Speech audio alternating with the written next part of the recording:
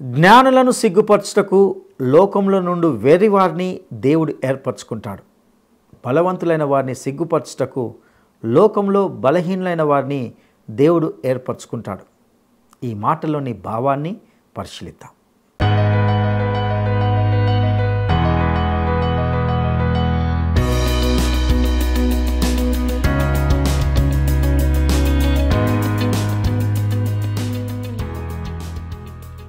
క్రీస్తునందు ప్రియమైన ప్రేమధార టీవీ వీక్షకులందరికీ మన ప్రభువైన యేసుక్రీస్తు శక్తిగల నామంలో శుభములు తెలియజేస్తున్నాం. నేటి మన ధ్యాన భాగంగా 1 కొరింథీ పత్రిక 1వ అధ్యాయము 13 నుండి 31 వచనాలను ధ్యానించుకోబోతున్నాం. దేవుని జ్ఞానానుసారంగా లోకము తన జ్ఞానం చేత దేవుణ్ణి ఎరగకుండినందున సువార్త ప్రకటన అను వెర్రితనము చేత నమ్మువారిని రక్షించుట దేవుని దయాపూర్వక సంకల్పమైనట్టుగా చూస్తాం. దేవుని వెర్రితనము మనుషుల జ్ఞానం కంటే జ్ఞానం గలది. దేవుని బలహీనత మనుషుల బలం కంటే బలమైనది. జ్ఞానులను సిగ్గుపరచుటకు లోకంలో నుండి వెర్రివారిని దేవుడు ఏర్పరచుకున్నాడు. బలవంతులైన వారిని సిగ్గుపరచుటకు లోకంలో బలహీనులైన వారిని దేవుడు ఏర్పరచుకొని ఉన్నాడు. కాబట్టి అతిశయించువాడు ప్రభువునందే అతిశయింపవలెను అని దేవుని వాక్యము తేటగా సెలవిస్తుంది. ఇందులో వివరిస్తున్నది ఏమిటంటే క్రీస్తు విభజించబడలేదు. దృష్టి అంతయు క్రీస్తు పైననే ఉండాలి. ఒక నరుడు లేదా మానవుడు వారికి నాయకుడుగా ఉండకూడదు. మాటల గారడితో జ్ఞానయుక్తమైన పదాలతో సువార్తను ప్రకటించడానికి క్రీస్తు తనను పంపలేదని పౌలు చెబుతున్నాడు. ఆ విధంగా క్రీస్తును విశ్వసించేలా ప్రజలను ఒప్పించడానికి ప్రయత్నించడం, క్రీస్తు శిలువను అతడు ఘనపరుస్తున్నట్లుగా చూస్తాం. శిలువ గురించి ప్రకటించడానికి ప్రత్యేకంగా వాక్చాతుర్యం అవసరం లేదు. సువార్త అంటే ఏమిటో అర్థం చేసుకోవాలి, దానిని విశ్వసించాలి. వాస్తవానికి శిలువ వలననే పలువురు క్రీస్తును విశ్వసించలేదని పౌలు ఎత్తి చూపాడు. అయితే రక్షింపబడు వారికి శక్తి, విశ్వసించని వారికి వెర్రితనంగా ఉంటుంది. సిలువ వేయబడిన రక్షకుని సిద్ధాంతం దేవుని మహిమను ముందుకు తీసుకువెళ్ళేదిగా ఉంటున్నది. ఇక వివరాలను సందేశంలో విపులంగా తెలుసుకుందామా? సోదరీ సోదరులారా, మీ బైబిళ్ళు తెరవండి. ఈరోజు మన పాఠం 1 కొరింథీ పత్రిక 1వ అధ్యాయం 13వ వచనం నుండి పాఠం చెప్పుకుంటున్నాము. సావధానంగా వినండి. సంఘంలో పౌలును, అపోల్లోను, కేఫాను అడ్డం పెట్టుకొని 3 గుంపులైపోయారు. మరికొందరు మాకీ నాయకులెవరూ వద్దు, మాకు క్రీస్తే నాయకుడు అంటూ ఒక ప్రత్యేకమైన గుంపును లేవదీశారు. ఈ నేపథ్యంలో పౌలు వారికి రాస్తూ అన్నాడు, క్రీస్తు విభజింపబడి ఉన్నాడా? పౌలు మీ కొరకు సిలువ వేయబడ్డాడా? పౌలు నామమున మీరు బాప్తిస్మము పొందారా? నా నామమున మీరు బాప్తిస్మము పొందారని ఎవరైనా చెప్పకుండా క్రిస్పునకు, గాయికి తప్ప మరి ఎవరికీ నేను బాప్తిస్మం ఇవ్వలేదు. అందుకై దేవునికి కృతజ్ఞతాస్తుతులు సమర్పిస్తున్నాను. స్తెఫను ఇంటి వారికి బాప్తిస్మం ఇచ్చాను. వీరికి తప్ప మరి ఎవరికైనా బాప్తిస్మం ఇచ్చానేమో నేనెరుగను. బాప్తిస్మం ఇవ్వడానికి క్రీస్తు నన్ను పంపలేదు గాని క్రీస్తు యొక్క శిలువ వ్యర్థము కాకుండా ఉండేటట్లు వాక్చాతుర్యము లేకుండా సువార్త ప్రకటించడానికే ఆయన నన్ను పంపాడు. శిలువను గూర్చిన వార్త నశిస్తున్న వారికి వెర్రితనము, గాని రక్షించబడుతున్న మనకు దేవుని శక్తి. ఇందు విషయమై రాయబడి ఉన్నది, జ్ఞానుల జ్ఞానమును నాశనము చేస్తాను, వివేకుల వివేకమును శూన్యపరుస్తాను. యేసు శిలువ వేత క్రైస్తవ సమైక్యతకు మూలాధారం. మీరు పరిశుద్ధాత్మ బాప్తిస్మం పొందారు. పౌలు బాప్తిస్మం కాదు. ఏ మానవుడు అది ఇవ్వజాలడు. అది కేవలం పరిశుద్ధాత్మ వల్లనే కలిగింది. యేసుక్రీస్తు వ్యక్తిత్వం మనలను సమైక్యపరచాలి గాని ఏ మానవుడు ఈ ఆధ్యాత్మిక ఐక్యతను కలిగించలేడు. నీటి బాప్తిస్మం కూడా నేను ఎక్కువ మందికి ఇవ్వలేదు. అదైనా యేసునామముననే ఇచ్చాను. అయినా నీటి బాప్తిస్మం మనిషిని రక్షించలేదు. నీటి బాప్తిస్మములో ఏదో మార్మిక శక్తి ఉంది అనుకుంటున్నారా? అలా కాదు అంటున్నాడు పౌలు, అపోల్లో, పేతురు ప్రకటించిన సువార్త వారిని సమైక్యపరచటానికే గాని గుంపులుగా విడదీయడానికి కాదు. ఈ విధంగా ఆయా నాయకుల చుట్టూ చేరి గుంపులైపోవడం అరిష్టానికి హేతువైపోతుంది. జాగ్రత్త. గుంపు మనస్తత్వం మానేయండి. ప్రభువు వైపు చూడండి. ఆయనే కేంద్రాకర్షణ. ఆ రోజుల్లో కొరింథీ సంఘంలో కానీ బయట పట్టణంలో కానీ వేదాంతం అంటే ప్రజలకు అభిరుచి ఎక్కువ. నశించే వారికి సువార్త వెర్రితనమనిపిస్తుంది. రక్షించబడుతున్న వారికి అది దేవుని శక్తి. క్రీస్తు శిలువ రక్షించబడిన వారిని, రక్షించబడని వారిని వేరుపరుస్తుంది గాని రక్షించబడిన వారిలో చీలికలు తెచ్చి వేరుపరచదు, వారిని సమైక్యపరుస్తుంది. క్రీస్తు శిలువ నశించే వారికి వెర్రితనమే గాని రక్షించబడే వారినందరినీ సమైక్యపరిచే దేవుని శక్తి. లౌకికం, చాతుర్యం ఈ లోకజ్ఞానులలో కనపడుతుంది. క్రీస్తు శిలువ దేవుని శక్తి. రక్షిత ప్రజానీకాన్ని సమైక్యపరిచి దేవుని యొక్క ఏకైక సంఘంగా రూపొందించే శక్తి శిలువను గూర్చిన సువార్త. యేసు శిలువ లోకాన్ని రెండుగా విభజిస్తుంది గాని సంఘాన్ని విభజించదు, సమైక్యపరుస్తుంది. జ్ఞాని ఏమయ్యాడు? ఈ లోకపు తర్కవాది ఏమయ్యాడు? ఈ లోక జ్ఞానమును దేవుడు వెర్రితనముగా చేశాడు గదా. దేవుని జ్ఞానానుసారముగా లోకము తన జ్ఞానము చేత దేవుణ్ణి ఎరుగక ఉన్నందున సువార్త ప్రకటన అనే వెర్రితనము చేత నమ్మేవారిని రక్షించడం దేవుని దయాపూర్వక సంకల్పమైంది. యూదులు సూచక క్రియలు చేయమని అడుగుతున్నారు. గ్రీసు దేశస్థులు జ్ఞానమును వెతుకుతున్నారు. అయితే మేము సిలువ వేయబడిన క్రీస్తును ప్రకటిస్తున్నాము. ఆయన యూదులకు ఆటంకముగా, అన్యజనులకు వెర్రితనముగా ఉన్నాడు గాని యూదులకేమి, గ్రీసు దేశస్థులకేమి, పిలువబడిన వారికే క్రీస్తు దేవుని శక్తి, దేవుని జ్ఞానము అయి ఉన్నాడు. దేవుని వెర్రితనము మనుష్య జ్ఞానము కంటే జ్ఞానము గలది. దేవుని బలహీనత మనుష్యుల బలము కంటే బలమైనది. లోక జనాభా అంతటినీ పౌలు 2 వర్గాలుగా విభజిస్తున్నాడు. యూదులు, అన్యులు అనగా గ్రీసు వారు. యూదులు మతానికి ప్రాతినిధ్యం వహించిన వారు. అది వారికి దేవుడిచ్చిందే. యూదులకు సత్యం ఉన్నది నిజమే. అయితే అదంతా వారి మతాచారాలకు పరిమితమైపోయింది. లేఖనముల నుండి వారు తొలగిపోయారు. సాంప్రదాయానికి కట్టుబడిపోయారు. సాంప్రదాయానికి అనుగుణంగా లేఖనాలకు అర్థం చెప్పారు. ఈ విధంగా వారు లేఖనాన్ని నిరర్థకం చేశారు. తీరా క్రీస్తు వచ్చినప్పుడు మాకు ఏదైనా గుర్తు చూపమని అడిగారు. లేఖనాలను ఖాతరు చేయకుండా ఏదో సూచక క్రియ చేయాల్సిందని కోరారు. మత్తయి సువార్త 12వ అధ్యాయం 38 నుండి 40వ వచనం వరకు. శాస్త్రులలో, పరిసయ్యులలో కొందరు అన్నారు, బోధకుడా, నీ వలన ఒక సూచక క్రియ చూడగోరుతాము.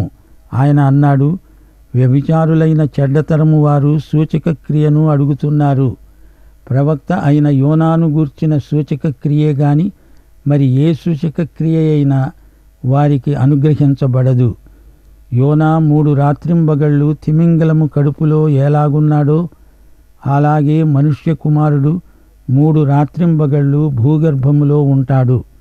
అనగా యేసు వారికి పునరుత్థాన సూచన ఇచ్చాడు. గ్రీకులు అంటే అన్యులు. గ్రీకు వారు వేదాంతానికి పెట్టింది పేరు. వారికి జ్ఞానమంటే అంత మక్కువ. తర్కశాస్త్రీయ జ్ఞానం వారి అభిమాన విద్య. హేతువాదోపవాదాలు వారి వ్యాసంగం. మతాచార కాండలో యూదులు అలా సతమతమైపోతే గ్రీకు వారేమో తర్క వితర్కాలలో ఇలా అయిపోయారు. మానసికంగా, కళాత్మకంగా అంత ఉచ్చస్థితికి ఎదిగిన గ్రీసు క్రీస్తు కాలానికి తన అతిశయాన్ని కోల్పోయింది. గొప్ప గొప్ప వేదాంతులు గతించారు. ఎపిక్యూరు, స్థాయికు వేదాంతులు అంతరించారు. 2000 సంవత్సరాల పాటు వేదాంత సృజనాత్మకత నిస్తబ్దమైపోయింది. అప్పుడు 2-3 చింతనాపరులైన వేదాంతులు వచ్చారు గాని అంతటితో వారి మేధోశక్తి నీరసించిపోయింది. రోమను గవర్నరు సత్యమేమిటో అని సంశయాత్మకమైన ప్రశ్న అడిగాడు. అలాగే ఈ వేదాంతులు అదే ప్రశ్న అడిగి జవాబు దొరకక ఊరుకున్నారు. అంతరిక్షమంతా మనిషి కనుగొనగలిగాడా? ఎంత ఎత్తు మనిషి ఎదగగలడు? మానవుని జ్ఞానము మితులకు లోనైనది. ఈ లోకమందలి జ్ఞానాన్ని దేవుడు వెర్రితనముగా చేశాడు. అయితే మేము సిలువ వేయబడిన క్రీస్తును ప్రకటిస్తున్నాము. సిలువ యూదులకు ఒక ఆటంకం. అందుకే వారు సూచనల కోసం అడుగుతున్నారు. సిలువ వేయబడిన క్రీస్తు అంటే వారికి అవమానమనిపించింది. అది వారికి అపజయంగా తోచింది. రోమాపత్రిక 9వ అధ్యాయం 33వ వచనం, ఇదిగో నేను అడ్డురాతిని అడ్డుబండను సీయోనులో స్థాపిస్తున్నాను. ఆయన యందు విశ్వాసముంచేవాడు సిగ్గుపరచబడడు అని రాయబడిన ప్రకారము వారు అడ్డురాయి తగిలి తొట్రుపడ్డారు. 1 పేతురు 2వ అధ్యాయం 7 నుండి 8వ వచనం వరకు ఇదే మాట చెప్పబడింది. విశ్వసిస్తున్న మీకు ఆయన అమూల్యమైన వాడు. విశ్వసింపని వారికైతే ఇల్లు కట్టేవారు ఏ రాతిని నిషేధించారో అదే మూలకు తలరాయి అయింది. అదే అడ్డురాయి అడ్డుబండ అయింది. కట్టేవారు వాక్యమునకు అవిధేయులై తొట్టిల్లుతున్నారు. సిలువ వేయబడిన క్రీస్తు యూదులకు అడ్డుబండ అయ్యాడు. అన్యులకు అనగా గ్రీకులకు సిలువ వెర్రితనంగా కనిపిస్తోంది. యేసు ప్రభువును లోకం ఎంతో తేలిక చేసి మాట్లాడుతోంది, తృణీకరిస్తోంది. కొరింతులో ఉండగా పౌలు క్రీస్తునే ప్రకటించాడు.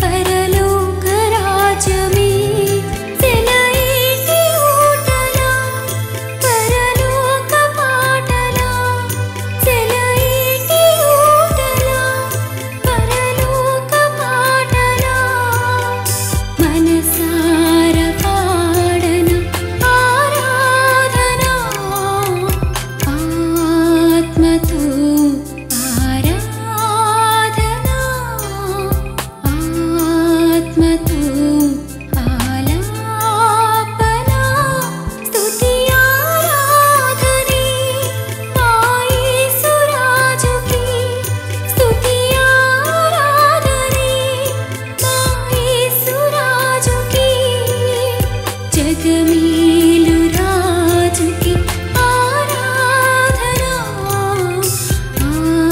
ఆత్మతో ఆరాధన. అపొస్తలుల కార్యములు 18వ అధ్యాయం 6వ వచనం.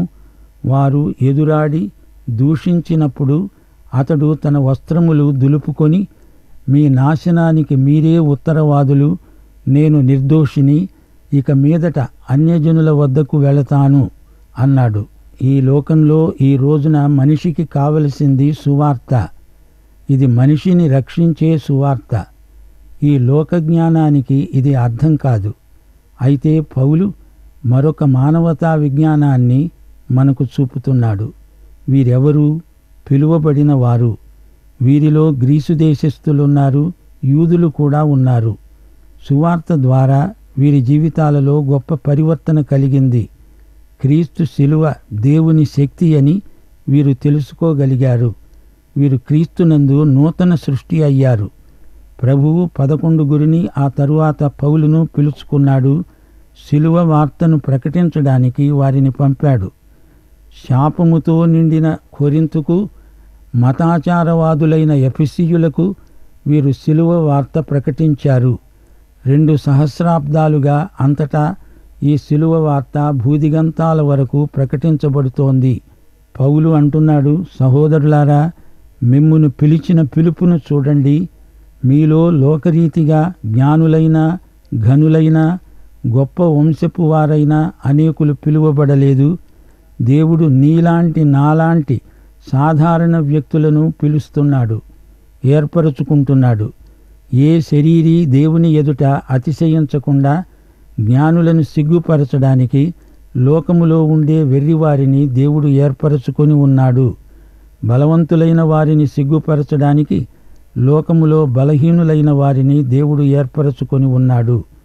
ఎన్నికైన వారిని వ్యర్థము చేయడానికి లోకములో నీచులైన వారిని, తృణీకరించబడిన వారిని దేవుడు ఏర్పరచుకొని ఉన్నాడు. అయితే ఆయన మూలముగా మీరు క్రీస్తు యేసునందున్నారు. వీరు వెర్రివారేమీ కాదు. లోకం వారిని వెర్రివారు అంటోంది. వీరు బలహీనులు కారు గాని లోకం వీరిని చేతగాని వారు అంటోంది. దేవుని ఏర్పాటు ఇది. నీచులు అని లోకం చీకొట్టిన వారిని దేవుడు ఏర్పరచుకున్నాడు. దేవుని చేత పిలువబడిన వారిలో స్వాతిశయానికి ఆస్కారమేదీ లేదు. అతిశయించేవాడు ప్రభువునందే అతిశయించాలి అని రాయబడినది. అది నెరవేరేటట్లు దేవుని మూలముగా ఆయన మనకు జ్ఞానము, నీతి, పరిశుద్ధత, విమోచనము అయ్యాడు. ప్రియ శ్రోతలు, వింటున్నారా? మన అక్కర ఏదో అదే యేసు అయి ఉన్నాడు. ఆయనే మనకు జ్ఞానం, అనగా ఆయనే మనకు నీతి, పరిశుద్ధత, విమోచనము. ఈ రోజున మన అక్కరలన్నీ క్రీస్తునందే తీరుతాయి. మన అతిశయము ప్రభువునందే. మనలో గర్వించడానికి ఏముందని? మనమెంత? మన తెలివెంత? మనము ఏపాటివారిమి? ధనమా, సామర్థ్యమా, నీ అంతస్తా, పదవే? ఇందులో అతిశయ కారణమేమీ లేదే. క్రీస్తునందు అతిశయించడానికి మనకు లక్షోపలక్షల కారణాలున్నాయి. ఆయనే మనకు సమస్తము. ఆయనే సర్వములో సర్వమై ఉన్నాడు. ప్రియ శ్రోతలు, పౌలు మాటలలోని ధ్వని ఎలా ఉంది? క్రీస్తు శిలువ శక్తిని మనం ప్రయోగాత్మకంగా చూపాలి, చెప్పాలి, ప్రయోగించాలి, ప్రదర్శించాలి. ఈ ఉత్తరం పౌలు ఎఫెసు నుండి రాస్తున్నాడు. క్లోయే అనే సహోదరి ఎఫెసుకు వచ్చి స్వయంగా పౌలును కలుసుకొని కొరింథీ సంఘ పరిస్థితులను పౌలుకు వివరించి చెప్పింది. ఐక్యత లోపించినందున సంఘంలో సమస్యలు తలెత్తాయి. సహోదరులారా అని సంబోధిస్తూ ఈ ఉత్తరం రాస్తున్నాడు. పౌలు మాటల్లో సహోదర ప్రేమ ధ్వనిస్తున్నది. మీరు సహోదరులు, సహోదర ప్రేమ కలిగి కలిసి ఉండాలి కదా. సంఘమంతా ఒకే శరీరం గదా. ఈ అవయవాలలో వేటికైనా దెబ్బ తగిలితే, కాలు చెయ్యి బెణికితే, ఎముక విరిగితే ఎంత బాధ. ఈ అవయవాలు స్వస్థత పొందాలి. కక్షలు, విభేదాలు పోవాలి. శరీరానికి ఆరోగ్యం కలగాలి. అది పౌలు యొక్క హితవు. వీరేమీ సంఘమును విడిచిపోయిన వారు కారు, కాని సంఘంలోనే 3 గుంపులు ఏర్పడ్డాయి. ఒక అంగీ చిరిగిపోతే ఎలా ఉంటుందో ఈ సంఘం అలా అయింది. పౌలు, అపొల్లో, కేఫా అనే 3 సంఘ నాయకులు. వారికి ఇదంతా తెలీదు. వీరి పేర్లను అడ్డం పెట్టుకొని 3 గుంపులయ్యారు. ఈ 3 ఎంతో అన్యోన్యంగా ఉన్నారు. గాని వీరిని ఆసరా చేసుకొని సంఘాన్ని చీల్చడానికి కొందరు పనిచేస్తున్నారు. పౌలు ఈ ధోరణిని గద్దిస్తున్నాడు. పౌలు పేరు చెప్పుకునేవారు ఎక్కువగా అన్యుల మధ్య నుండి వచ్చినవారు. పౌలు బోధించిన స్వేచ్ఛను వీరు అపార్థం చేసుకున్నారు. మనకు పాపం చేయకుండా ఉండడానికి స్వేచ్ఛ ఉంది, కానీ పాపం చేయడానికి కాదు. ఈ సత్యం వీరు గ్రహించినట్లు లేదు. ఇక అపొల్లో అలెగ్జాండ్రియా వాడు. అక్కడి నుంచి వచ్చిన వారికి అపొల్లో అంటే అభిమానం. అలెగ్జాండ్రియా వారికి మానసికమైన కల్పనా చాతుర్యం ఎక్కువ. వీరికి అపొల్లో యొక్క మానసికమైన వివరణ, పోలికలు, సాదృశ్యాలు ఎక్కువ ఇష్టం. వీరు అపొల్లో పేరు వాడుతూ మా నాయకుడు అపొల్లో అని నినాదాలు పలుకుతున్నారు. మరికొందరు కేఫా వెంట నడుస్తూ మా నాయకుడు కేఫా అంటున్నారు. కేఫా అంటే పేతురు. వీరందరూ యూదులు. యూద ధర్మశాస్త్రాన్ని క్రైస్తవులు కూడా పాటించాలి అని వీరి అభిప్రాయం. వీరు ధర్మశాస్త్రాన్ని పైకెత్తి కృపను తగ్గిస్తున్నారు. వీరు పేతురు పేరు వాడి ఒక ప్రత్యేక గుంపుగా ఏర్పడ్డారు. వీరు కాక కొందరు మేము క్రీస్తు వారము అని ఒక ప్రత్యేకమైన గుంపుగా తయారయ్యారు. వీరు మేమే అసలైన క్రైస్తవులం, మాకు క్రీస్తే నాయకుడు అంటున్నారు. అసలు సంగతి ఏమిటంటే మేము క్రీస్తు వారము అని పైకి అంటున్నారు, గాని లోపల క్రీస్తు మావాడే అనుకుంటున్నారు. వీరు స్వనీతిపరులైన భక్తివాదులు. పౌలు స్టెఫనుకు బాప్తిస్మమిచ్చాడు. క్రిస్పు ఒకప్పుడు సమాజ మందిరాధికారి. పౌలు గాయి ఇంట్లో అతిథిగా ఉన్నాడు. వీరికి పౌలు బాప్తిస్మమిచ్చాడు. క్రీస్తు నామములోనికి బాప్తిస్మం ఇవ్వబడింది. మరొక నామము కాదు, యేసునామమే. యేసునామములోకి బాప్తిస్మము అంటే క్రీస్తుతో పూర్తిగా సంయుక్తమవుతున్నాడని అర్థం. నేను ఎక్కువ మందికి బాప్తిస్మం ఇవ్వకపోవటం మంచిదే అయింది. లేకపోతే మీరు నాతో సంయుక్తమవుతున్నామని, నా వశంలోకి వచ్చారని అపోహపడి ఉండేవారు. అలా కాదు, మీరు యేసు నామమున బాప్తిస్మం పొంది యేసుకు చెందిన వారయ్యారు అని పౌలు ఈ విషయాన్ని విపులీకరించాడు. గొప్ప సంస్కృతి సభ్యతలు కలిగిన గ్రీకు ప్రజలు, ఎంతో మతనిష్ట గల హీబ్రూ ప్రజలు క్రీస్తు శిలువ సందేశాన్ని 2 విధాలుగా అర్థం చేసుకుంటున్నారు. యూదులకు అడ్డుబండ అయితే అన్యులకిది వెర్రితనం అనిపిస్తోంది. యూదులు సూచక క్రియల కోసం అడుగుతారు. దేవుడు శ్రమపడడం అనే భావన గ్రీకు సంస్కృతికి గిట్టదు. గ్రీకు భావనలో దేవుని అవతారం అసాధ్యమని స్థిరమైన అభిప్రాయం ఉంది. దేవుడు మనిషిగా అవతరించాడు అంటే గ్రీకు వేదాంతులకు అది అసాధ్యమనిపిస్తుంది.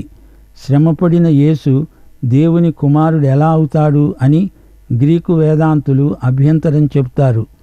దేవుని సంఘములో అందరూ సాధారణ ప్రజలే. వారు స్వతహాగా గొప్పవారేమీ కాదు, గాని గొప్ప దేవుణ్ణి కలిగిన వారు. కొందరు కులీనులు ఉండవచ్చు, అధిక సంఖ్యాకులు అతి సామాన్యులు, బానిసలు, క్రైస్తవ స్వేచ్ఛలో ప్రవేశించిన వారెందరో ఉన్నారు. ప్రియ శ్రోతలు, వింటున్నారా? యేసు మనకు ఏమై ఉన్నాడో జ్ఞాపకముంచుకోండి. యేసే మనకు జ్ఞానం.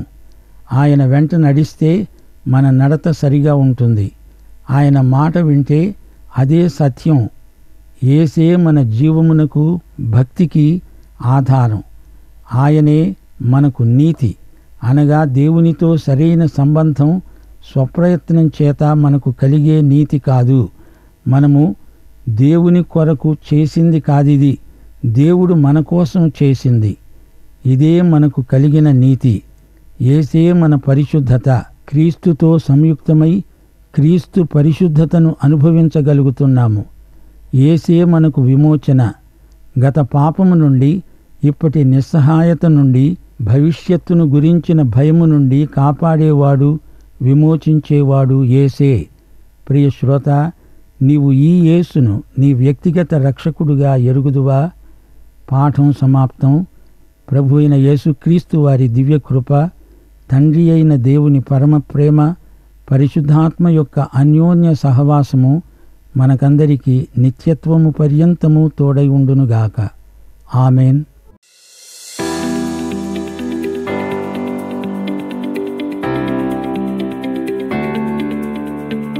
అపోస్తలుడైన పౌలు బాప్తిస్మమిచ్చిన వ్యక్తులు ఎవరు? అపోస్తలుడైన పౌలు బాప్తిస్మమిచ్చిన వ్యక్తులు ఎవరు? 1 క్రిస్పు అపుల్లో, 2 క్రిస్పు అకుల్లా, 3 క్రిస్పు గాయు. ఈ ప్రశ్నకు సరైన జవాబును ఈ వాట్సాప్ నంబర్కు పంపండి. మా వాట్సాప్ నంబర్ 9339952570. ప్రియులారా, ఇంతవరకు మనము 1 కొరింథీ పత్రిక 1వ అధ్యాయము 13 నుండి 31 వచనాల భాగంలో నుండి ఎన్నో విలువైన సత్యాలను నేర్చుకుని ఉన్నాం.